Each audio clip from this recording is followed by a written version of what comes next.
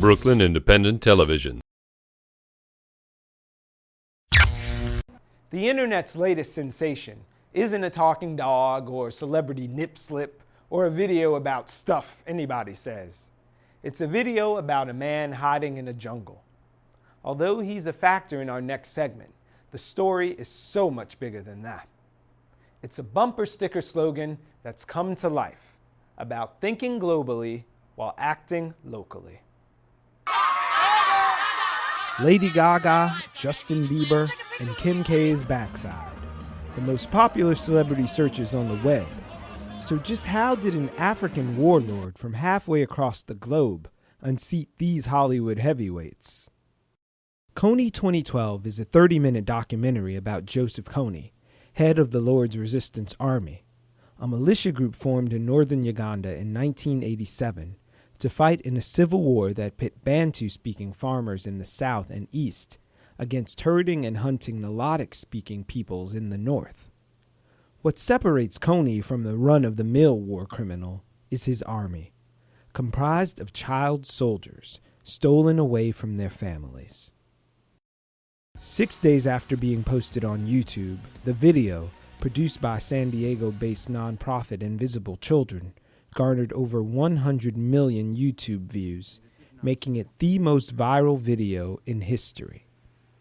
Kony 2012 asks viewers to contact elected officials and celebrities to urge them to act on behalf of these invisible children.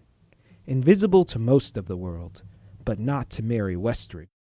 My parents had a foreign exchange student years ago from Uganda, and he was a brother to us, and when he went back to Uganda, and it was during the time of Idi Amin, and we never heard from him again. And we assumed he was dead because he was a political person. Years and years and years later, my father got a call from him saying that he was from the Ugandan government, and my father said, well, the only thing he knew about Uganda was they had a foreign exchange student named Rex, and he said, I am Rex. Turned out he was in exile, and he helped form the government in exile with Museveni. He was coming to New York to the UN, and there was a meeting on former child soldiers. I, like the rest of the world, had never really heard about it, but then he came to visit me when he was at the UN and told me about this and invited us to visit him in Uganda.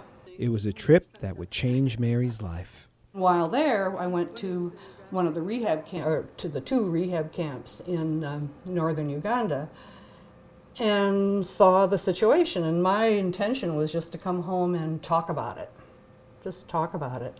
And we went back the next year where I helped the kids paint murals of their ordeal. While there, we were approached by two kids, Joseph and Patrick, who said they wanted to go to school. Our intention for $350 a year, which is room, board, and tuition, our intention was to keep these two boys safe from recapture. We began to see that they wanted an education. They took this very seriously. It wasn't just a safety issue. It was their life and their future. And with that realization, an idea was born, the Ugandan Children of Conflict Education Fund. We have 7 have graduated from college, and we have 17 in college now. And I think in total we've educated about 65 people. Here's his photograph, and Joseph is the one who started us on this project. He just graduated from college, the Ugandan Christian College, with a degree in public health.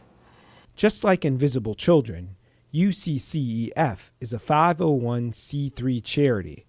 But unlike the team behind Kony 2012, who reported $10 million in revenues last year, with about 37% of that money going to programming in Uganda, 100% of UCCEF's donations are directed towards educating former Ugandan child soldiers. I never had a thought it would be like this, and my story is shocking to many ears. 9 years of wandering in the bush, and then a degree holder in engineering. Exclamation point. Admittedly, it's an apples to oranges comparison. But Invisible Children raised $3 million last year for merchandise sales alone, while UCCEF relies on individual donors. Right. So what would it mean for you to have just 10% of that $3 million? If you had $300,000 right now at your disposal. Well, I'd educate more kids. Yeah. You know? Kids like Angela. She was one of what was called the St. Mary's Girls. And among people who know about the situation in Uganda, St. Mary's was a huge story. 137 girls were captured one night by Kon and his soldiers, and a nun followed them into the bush and begged for their return. He returned 100 of them and kept 37. And Angela was one of the 37.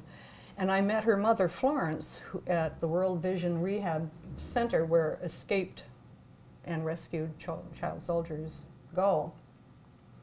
And she was a counselor and a matron for the girls, and she took that job in hopes that she would hear her daughter about her daughter. Right. And 11 years later, her hope was realized. Her hope was realized, yeah. And she is now working, well, she's got her associate degree in social work, and she's working towards her a BA. And she is counseling young women in prison who were former child soldiers, who just couldn't live in society without, you know. So anyway, this is a success story. They're all success stories. An illustrated success story, because Mary is an artist who creates portraits of the young scholars and sells them to help pay for tuition. 10 years ago, I painted pictures of tortured faces. This was one. And another. The person who reviewed this said that he liked the fact that it wasn't complete, because this child something had been taken from him. 10 years ago, there was anger and sense of loss. Oh, despair, and despair. Hurt. Yeah. And now to the other side where it's in color and the smiles have returned. Yeah. Well, when I started doing careful drawings, they were on brown paper, and they were technically good because I can draw, but they didn't express the joy. And then when I went back this year, and I saw these smiling faces, I said, "Oh, color's missing." Yeah, and the color is back. The color is back in their lives. Watch this and other Brooklyn Independent Television episodes online at breakartsmedia.org/BIT.